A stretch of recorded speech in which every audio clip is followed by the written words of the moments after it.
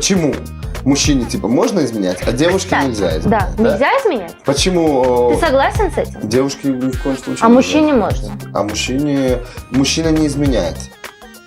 Он удовлетворяет свои физические потребности. Вот. Понимаешь? А девушки, они не должны удовлетворять свои какие-то физические Ну потребности? вот ты мне это говоришь, ты сама же все прекрасно знаешь. Ну, Что не значит должна. для девушки физические потребности? Ну, то же самое, что и для мужчин. Начинается. Может, девушки есть, у которых там чешется очень сильно, так это уже их проблема, это надо идти уже к доктору, понимаете, а не как бы роптать за независимость женскую. Нет.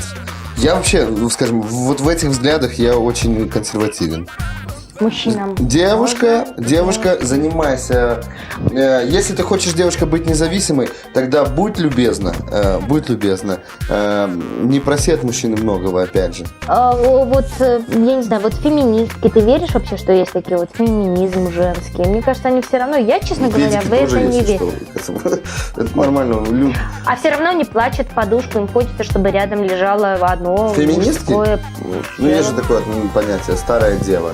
Ну, вот они есть до Не сих вышло, пор не есть. получилось. Потому что она, старыми девами кто становится? Становятся неинтересные девушки, которые неинтересны парни.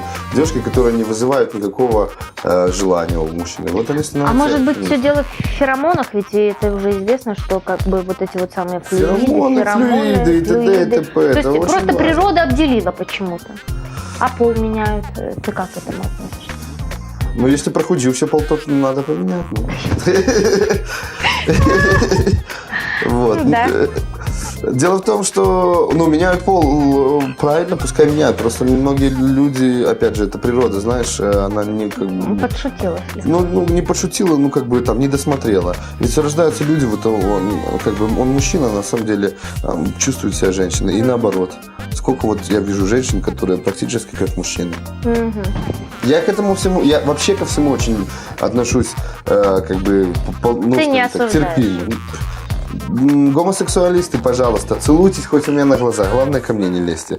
Там лесбиянки, я с удовольствием с вами поцелуюсь. Но это да, это не проблема. Делайте все, что хотите. Главное, будьте счастливы. Ведь когда человек счастлив и не ходит, он тогда не ходит ни на кого, не бурчит, не сидит. Вот есть же очень много людей, которые вот сидят, у них весь образ жизни заключается в том, что они ничего не делают, кроме того, как приходят домой с неинтересной работы, где они общаются с неинтересными людьми, приходят домой, включают телевизор и начинают смотреть концерт. Вот, к примеру, даже вот белорусской эстрады. Вот начнем. И начинают обсуждать. И начинается. Ой!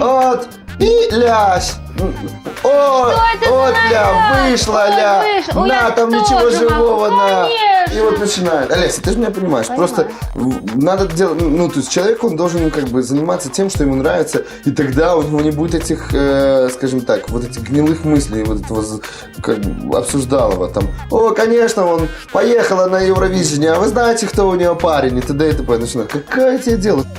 Люди, занимайтесь сексом. Закачивайте себе силиконы, всякие шарики, делайте себе розочки, смазочки и т.д. Будьте счастливы. Если вы не удовлетворены сексуально, то вся остальная ваша работа идет коту, который победил на выставке котов под хвост. Вот.